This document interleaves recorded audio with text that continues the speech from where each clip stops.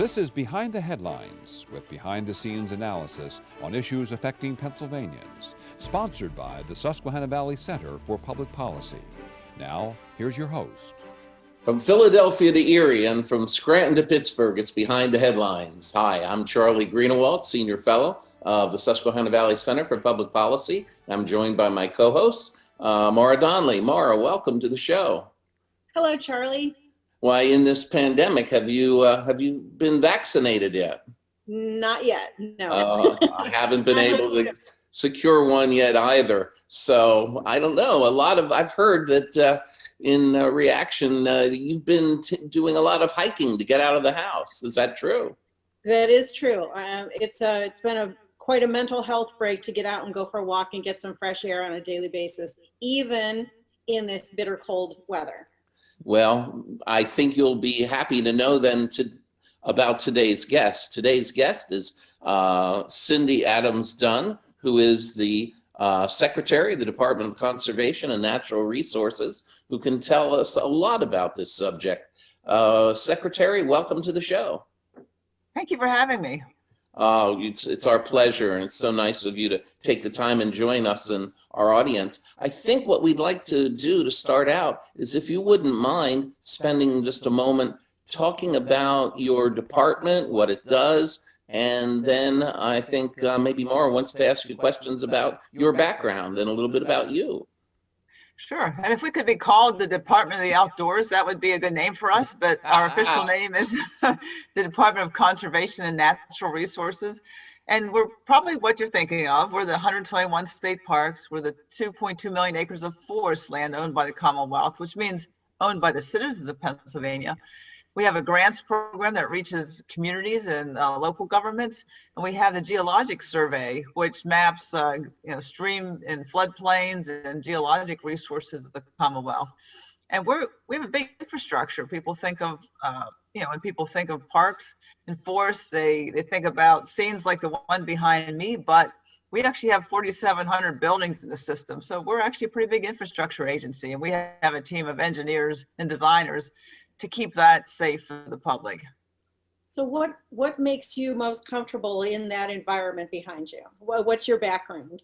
Well, I'm a biologist by training, and when I was a college student, I actually thought I wanted to go deep and become the state's expert on some element of biology. But I quickly got wrapped up with trying to engage others in the outdoors. I was one of the fortunate ones. I grew up in a family that camped and fished and hiked, and I just realized how important it is for people to have that connection to the outdoors. And when we think about society, think about humans, we have a long historic connection to the outdoors, and people's mental health and physical health is just better when you're outside. So I became more interested in the education and engagement side of biology than perhaps the science. So my career has been spent focusing on that. Well, I was surprised when you quoted the number. I think most Pennsylvanians don't have an idea of how many state parks there are in Pennsylvania. 121. Have there been a few added in recent years? Has that number gone up, or has it gone down, or has it stayed the same for a good long time? It has slowly gone up. It hasn't gone up dramatically in the last 10 or even 20 years. But Dr. Maurice Goddard, who was the secretary of the agency for 5 different governors, had a goal of creating a state park within 25 miles of every Pennsylvanian. And keep in mind, the backdrop for this is that the public lands belong to all Pennsylvanians, right? So you should have them near all Pennsylvanians. So one was placed 25 miles from everybody. But today's society, people are very busy, and so our system of local parks and trails becomes very important to people's well-being and their recreational opportunity as well. So tell us, I suspect I already know the answer to this, but what are you seeing with our state parks this past year because of the pandemic? It's been amazing. I mean, we have career-long folks who have said they've never seen anything like it. I mean, from the earliest days of the pandemic, people flocked to the outdoors. And I think, number one, it was open. If you remember, even the original orders executive orders come out of the governor, it mentioned that outdoors and walking was essential. So it was in the same list with going for groceries and pharmaceuticals. So it was recognized early on, and people needed an outlet. Let's face it, we have, families under the same roof suddenly for work from home, school from home. And, people needed an outlet, and the outdoors were open. They're safe, and you can certainly be safe outdoors if you do it right. And people flock to the outdoors. I mean, we've seen numbers like we have never seen. Like, for instance, our state parks last year, like in 2019 rather, got a visitation of around 36 million, and or maybe 37. And then in 2020, due to the pandemic, we saw about 47 million visitors. Wow. And that's even with the big events being canceled. So all those big fairs and festivals and events at Point State Park in Pittsburgh, even with those events with thousands of people in them being canceled, we still saw this 9 million visit increase. So if you think about what does that really mean? In a Commonwealth like Pennsylvania with 13 million residents, to have 47 million visits in state parks means people are going, and they're going often. And it's great. I mean, it's a wonderful attribute that we have in Pennsylvania. We're really an outdoor state. I mean, think about, if you look at our numbers compared to other states, we're a state of hunting and fishing and hiking and biking and kayaking. It's in our culture, and we certainly have the opportunity. We've had a good year for snowmobilers too. Oh, the snowmobilers are having a ball. They're so happy. They are very happy. I'm proud that our staff are doing a great job of getting out there and running the groomers and making the best of the snow we had. We managed, with groomers and good management to spread snow around and keep the trails good for as long as we possibly could. This last weekend's rain wasn't great, so I haven't seen a report emergent from the rainfall, but it may be done. But we had a good run while it lasted. Yeah, especially compared to last several years. Yeah, and that's so good for the local economy at a time, when we need it. I think people realize what an economic driver recreation in the outdoors is. It's not only the tourism and the visitation, but the equipment and all the other goods and services people buy. The Outdoor Industry Association, which is an industry group, estimates that Pennsylvania is fifth in the nation and drives a $29 billion economy around outdoor recreation, and it supports 250,000 jobs. So it's big in Pennsylvania, obviously bigger than our surrounding states, and it's a very important part of our economy. And you mentioned the snowmobilers. One of my deputies bought a snowmobile, and that's a purchase. and then a big purchase, and then used it a lot. Reported the gas stations, the takeouts, everything associated with it, the overnights, the B&Bs, everything associated with snowmobiling, gave a real boost to the economy up there, where let's face it, the economy needs that boost right now. Well, Secretary, I don't know how Pennsylvania compares to other states in terms of user fees. Many states charge user fees for some of their parks and not for others. Where are we in Pennsylvania? Do we charge user fees for any of the parks, or are they all free? Yeah, here's what we do. We don't charge people to come in. The thought being, these parks belong to all. You own them, they're yours. You walk in when you want, and you don't pay at the gate. And in fact, they're designed that the state roads and the township roads are the park roads. So it's not like we, think about some of the parks you may enjoy. They're not designed for a user fee kind of thing. However, when you're in the park and you rent a kayak or you rent a bicycle, or if you're at one of our concessionaire operations, like we have ski concessionaires running the ski slopes, we have whitewater concessionaires running the boats. And so we get a percentage of that, and actually that's a big augmentation to our budget. So we do very well on the financial side on the user fees and the concession agreements. These concessionaires are private businesses. We got about 121 of them in the system right now. And again, they sign an agreement with us, and we get a portion of the proceeds. So that's how the users support the parks. But you can walk into any park without the entrance fee. Interestingly, that's a big factor in our tourism. We do enjoy a lot of out-of-state visits. I know the out-of-state thing has been a little complex in COVID. However, out-of-state travelers are a desired commodity in normal times. Mhm. And the state parks really serve as kind of a bait, as you were, to bring people in, and then they spend a lot of money when they stay. State parks systems that have entrance fees, you won't get somebody from out of state deciding to spend $5, $8 just to visit and have a picnic or something. It just makes it's kind of a mental block for a lot of people. Anyway, we have that tradition of the state parks being there for everybody, being 25 miles from everybody. It's very much makes it available for everyone, regardless of your economic situation. And hopefully, if transportation's a issue, then, with the 25-mile distance, that's helpful as well. Some of the transit systems get there as well. But then we have the system of local parks that we support with our Keystone and Environmental Stewardship Fund. And in Pennsylvania, it's about 6,000 local parks. I mean, it's everything from the soccer fields to the playground to the swimming pools. And our grants program typically matches a municipality's money to create this opportunity close to home. And that's where people really want that to be close to home. If they're going after school to soccer, they want it to be close. People are busy, and we have a nice system of local parks as a result. Mhm. Well, So I just go ahead, Maura. go ahead. Charlie. No, I just want to say there was a Penn State Harrisburg survey recently, and I just want to make sure that all of our viewers know that 86% of those who visited a state park did it for their mental and physical well-being. So I think if you haven't gotten out yet to a state park, you've got to do that. Now's the time to fall in love with them.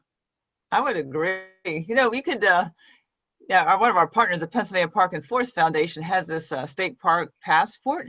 You can actually get online and order a passport. Then you can take it around and get it stamped at all the parks. You could decide to hit them all. That would be fun. Well, Secretary, unfortunately, we've run out of time already. Will you come back in the near future with us? I'd love to. Yeah, I thought we could dive down on some specific recreational opportunities, and whether it's trails or paddling or fishing or just hiking in the state parks. All right, you're on. Let's do it. And we want to thank you for being with us today. Stay tuned. We're coming up with another segment right after this. Behind the Headlines is brought to you as a public service by the Pennsylvania State Association of Township Supervisors, the largest, most influential municipal association in the Commonwealth. Since 1921, PSATS has been preserving and strengthening township government and securing greater visibility and involvement for townships in the state and federal political arenas. Covering 95% of Pennsylvania's land mass, townships represent 5.5 million residents, more than any other type of political subdivision in Pennsylvania. Behind the Headlines is also brought to you by the Hospital and Health System Association of Pennsylvania, helping hospitals provide healing, health, and hope to communities across the state. And by the Pennsylvania Chamber of Business and Industry. The Pennsylvania Chamber serves as the frontline advocate for business on Pennsylvania's Capitol Hill by influencing the legislative, regulatory, and judicial branches of state government. Additional underwriting provided by the Worrell Corporation Foundation, based in Carlisle, Pennsylvania, by the Edward H. and Jeannie Arnold Foundation, and by the Pennsylvania Manufacturers Association. Business in Pennsylvania is our business. Behind the Headlines is also supported as a public service by the Pennsylvania Highway Information Association, the go-to source to learn about transportation projects and issues. Visit pahighwayinfo.org. Hi, welcome back to this segment of Behind the Headlines. On this segment, we are fortunate enough, Maura and I are being joined by Dave Sanko, who is the Executive Director of the Pennsylvania Association of Township Supervisors. Welcome back to the show, Dave. It's nice to have you. Good to be here. Thanks, Charlie. Why, this is a great time to talk about budgets. In February, Governor Wolf announced his budget for the 2021-2022 fiscal year. And the governor, again, is proposing a state police tax, but this time with a twist. Can you briefly explain the fee, its history, and this year's twist? It's going to affect a lot more of Pennsylvanians this time, isn't it? I think the governor has proposed a tax for state police services almost every year he's been in office, and an awful lot of folks think that they pay state income tax to get, and that covers their contribution to state police services. But in many instances, we're seeing the state wanting to put extra fees on, extra taxes on, and this is just the latest one. So for communities that may not have a local police department, who rely on the state police, they, in the past, the history was they were being asked to pay a fee. This time around, the governor is asking every community in Pennsylvania to pay a fee to help offset the costs of state police services, because indeed every community does use state police services, whether or not they have a local police department or not. In fact, the largest consumer of state police services is the city of Philadelphia, which has also the largest local police department in Pennsylvania. So there's no question that state police provides a baseline of services all over Pennsylvania, but I think there's also no question that Pennsylvanians pay an awful lot of taxes, and for that they expect some level of public safety, and public safety means state police coverage. And Pennsylvania has the oldest state police department in the country, proud service. And many communities are completely and totally satisfied with the level of service they get from state police. Others who have more challenges want to put on additional police, and that's certainly their right and their option, and should be a local choice. So, Dave, another issue that never seems to go away too, proposal from the governor, is the severance tax on natural gas, which would be used for workforce development. Currently, there's an impact fee on in the areas where natural gas is extracted, and communities really benefit greatly from that impact fee. Can you tell us a little bit about the difference between the two and what the impact might be if the severance tax does go into place? Sure. Well, I think the impact, Pennsylvania is the only state in America that has an impact fee on natural gas. And what that means is that the funds that are collected from this precious natural resource are kept in the communities where the gas is harvested. So they are used to help local communities pay for expenses associated with natural gas, from road infrastructure to water and sewer infrastructure to public safety initiatives, fire and police and EMS. So the impact fee allows for those dollars to be kept in the community where they can be most impacted. A severance tax, and what happens in most other states, the severance tax is collected at the state level. That means all that money leaves the local community, goes to Harrisburg, and I'm pretty sure we all know what happens when money goes to Harrisburg. It stays in Harrisburg, and that I think is the big difference between the impact fee and the severance tax, and it's who gets the money. So severance tax money stays in Harrisburg for spending. Impact fee money stays in a community. Well, Dave, So, go ahead, Maura. No, please, Charlie. Well, Dave, the COVID-19 pandemic has had a huge influence as well on the governor's budget and on his priorities. He's expecting to see more financially distressed communities. What's your take on that? How are the townships weathering this year-long crisis, Dave? I think the challenges to municipal government are, and what causes financial distress is not COVID related. I mean, financial distress in Pennsylvania is caused by unfunded mandates from state government and from the courts and from the federal government, and things that you're told you have to do and not given given money for those things. So if you want to address fiscal distress, you do mandate relief. Unfortunately, a lot of times when Harrisburg is doing their budgets, it's always about collecting more money to pay for more programs, never figuring out how to try and get along with what you have. I mean, as an example, turn back to the state police tax. I mean, we're looking to try and collect extra money, not because there are any more troopers, not because you will get any better service or any additional coverage, but because the costs of operating the state police continue to go up and up and up and up. And some of that are pension costs, which plague all of Pennsylvania. So it's not really trying to control spending as much as it is, let's just find new ways to be creative and get into the pockets of Pennsylvania. So, that's something that is foreign to municipal and local officials. That's not the way they run budgets. They live in those communities. Their residents, they see them at church and the ball fields and the post office and the grocery store. So they take offense if you say we're just going to raise your taxes to pay for things that you may not even want. Dave, the governor also seems to think that one of the solutions to the financial strain might be consolidation of local governments, and I understand, might be putting a little bit of money towards that. How do you feel about that possibility, and do you agree with that as a probability?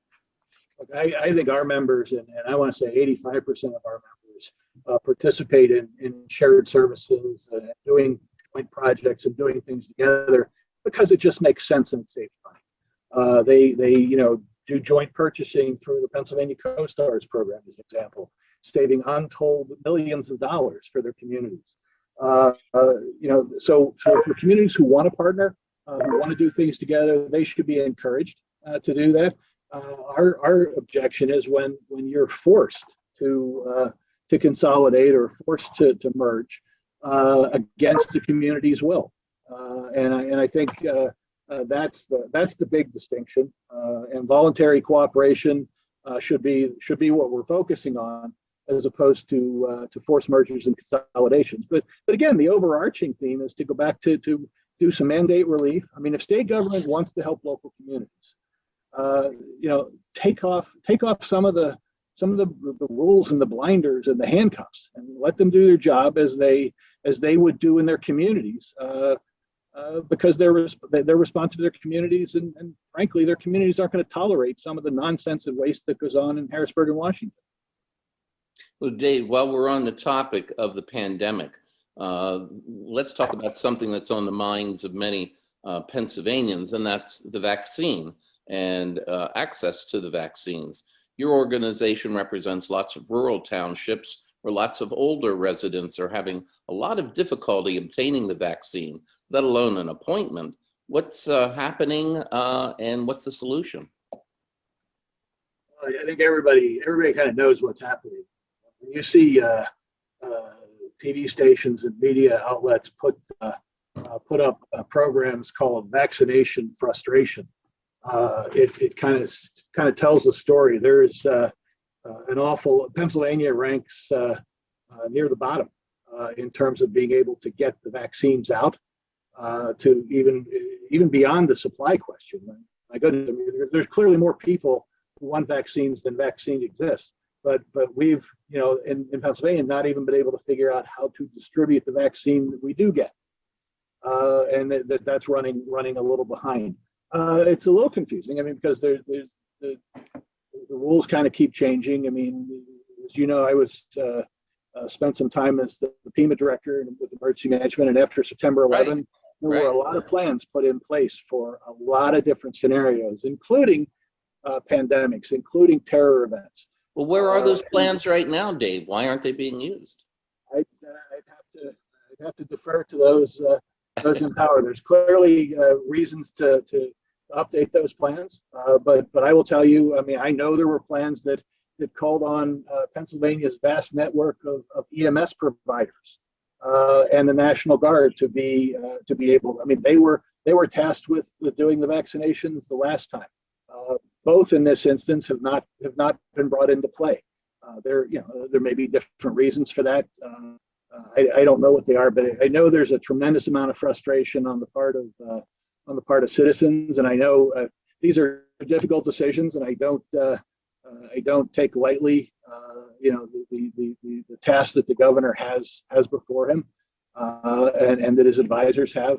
But there are national best practices, and I think we have to get past the finger pointing and do what's right. I mean, my goodness, we at local government level, we don't see some of the partisan bickering that you see in Washington and Harrisburg, because we've always said there's not a Republican or a Democrat way to fill a pothole, for goodness sakes.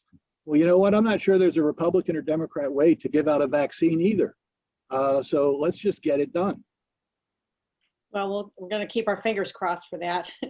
And since we're on the theme of pandemic, typically this time of year, Dave, we'd be talking to you about your upcoming Township Supervisors Conference.